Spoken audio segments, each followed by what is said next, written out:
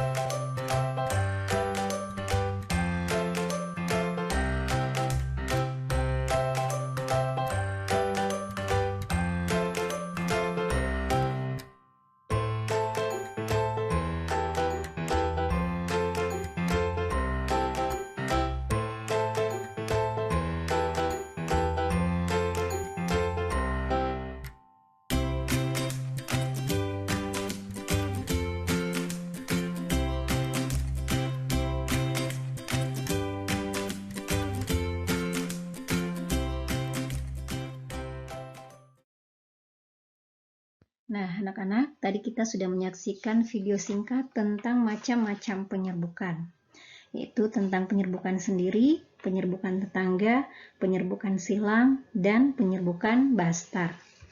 Masuk pada materi kita hari ini, yaitu tentang perantara penyerbukan. Anak-anak, silakan buka buku paketnya halaman 6 dan 7. Nah, penyerbukan dapat terjadi karena bantuan perantara dari luar. Perantara penyerbukan dapat berupa makhluk hidup atau benda tak hidup yang membantu serbuk sari sampai ke putik suatu bunga. Beberapa contoh perantara penyerbukan antara lain hewan, angin, air, dan manusia. Ciri-ciri tumbuhan yang penyerbukannya dibantu oleh hewan yaitu warna mahkotanya mencolok, berbau khas untuk menarik perhatian serangga atau hewan penyerbuk. Kemudian memiliki kelenjar madu dan memiliki kepala putik agak tersembunyi.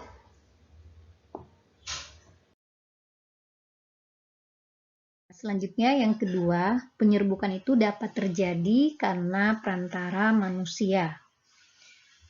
Ciri-ciri tumbuhan yang penyerbukannya dibantu manusia yaitu tanamannya sulit mengalami penyerbukan secara alami, memiliki struktur bunga yang unik, dan bunganya sulit mengeluarkan serbuk sarinya. Contoh tumbuhan yang penyerbukannya dibantu oleh manusia yaitu tumbuhan vanili.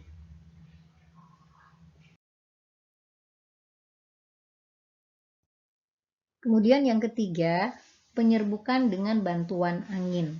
Nah, penyerbukan juga dapat terjadi dengan bantuan angin yang bertiup. Ciri tumbuhan yang penyerbukannya dibantu oleh angin antara lain memiliki mahkota bunga yang tidak berwarna dan berukuran kecil. Serbuk sarinya kering, ringan, dan banyak dan tidak berbau. Kemudian tidak memiliki kelenjar madu, kepala putiknya terjulur keluar. Contoh tumbuhan yang penyerbukan dibantu oleh angin yaitu padi, jagung, dan rerumputan. Yang keempat, penyerbukan dapat terjadi dengan bantuan air. Penyerbukan dengan bantuan air terjadi pada tumbuhan air. Contohnya tumbuhan hidrilla. Serbuk sari tanaman hidrilla akan terbawa oleh aliran air hingga menempel di kepala putik.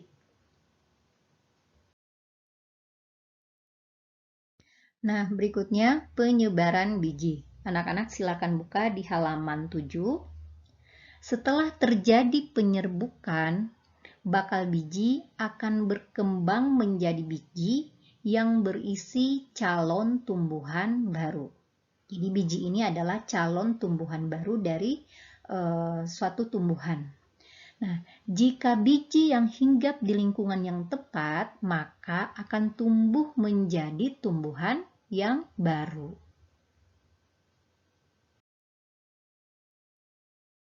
Nah, berikut macam-macam perantara dalam penyebaran biji. Yang pertama, dengan perantara manusia. Proses penyebaran biji dengan bantuan manusia dapat terjadi secara sengaja ataupun tidak sengaja. Penyebaran biji yang secara tidak sengaja dapat dilakukan oleh manusia apabila manusia sedang berjalan misalnya ya, kemudian bijinya itu melekat pada pakaian kita, misalnya pada tumbuhan rumput. Nah, biji yang melekat pada tumbuhan pakaian kita kemudian terjatuh di tanah dan tumbuh menjadi tumbuhan yang baru. Nah, kemudian penyebaran biji dengan sengaja ini sering dilakukan manusia ya, terutama dalam bidang pertanian. Contohnya dengan cara menanam padi, menanam biji jagung, dan tanaman yang lain. Kemudian yang kedua, perantara dalam penyebaran biji yaitu hewan. Tumbuhan yang penyebaran bijinya dengan bantuan hewan biasanya adalah tumbuhan yang buahnya menjadi makanan hewan tersebut. Salah satu contohnya adalah hewan luwak yang membantu dalam proses penyebaran biji kopi. Jadi luwak memakan biji kopi. Nah, biji-biji kopi yang terjatuh di tanah, yang terbawa oleh luwak dan terjatuh di tanah, ini kemudian akan tumbuh menjadi tumbuhan baru. Nah, kemudian proses perantara dalam penyebaran biji berikutnya yaitu dengan bantuan dengan penyebaran biji dengan gravitasi. Nah, buah yang semakin matang akan bertambah berat. Akibatnya, buah mudah lepas dari tangkainya dan terjatuh menuju ke tanah. Nah, jatuhnya buah akibat dari pengaruh gravitasi bumi atau gaya tarik bumi menjadi cara buah untuk menyebarkan biji. Jika biji itu jatuh di tempat yang baik, maka akan tumbuh menjadi tumbuhan yang baru. Nah, selanjutnya penyebaran biji dengan bantuan angin. Tumbuhan yang penyebaran bijinya dengan bantuan angin memiliki ciri biji yang berukuran kecil, ringan, dan bersayap. Contohnya adalah biji tumbuhan randa tapak atau dandelion. Kalian bisa lihat pada slide yang Ibu sajikan. Nah, tumbuhan dandelion ini mudah sekali terbawa oleh angin, sehingga penyebaran bijinya akan dibantu oleh angin, dan apabila biji tersebut jatuh pada tanah yang tepat atau lingkungan yang tepat, maka akan tumbuhan dandelion yang baru. Nah, kemudian yang kelima, yang terakhir adalah penyebaran biji dengan bantuan air. Tumbuhan yang penyebaran bijinya dengan bantuan air memiliki ciri hidup di dekat daerah perairan. Misalnya, tumbuhan pantai ataupun tumbuhan yang hidup di air. Contoh tumbuhan yang hidup di air yaitu atau di tepi pantai yaitu pohon kelapa dan bakau. Nah, bisa kalian lihat pada slide yang Ibu sajikan. Di sini ada biji kelapa yang meskipun berukuran besar, buah dan biji kelapa ini dapat mengapung di atas air dan dapat mengalir mengikuti arus air. Nah, apabila dia sampai pada tepi pantai yang tepat, di daratan pantai yang tepat, maka biji kelapa ini dapat tumbuh menjadi tumbuhan yang baru.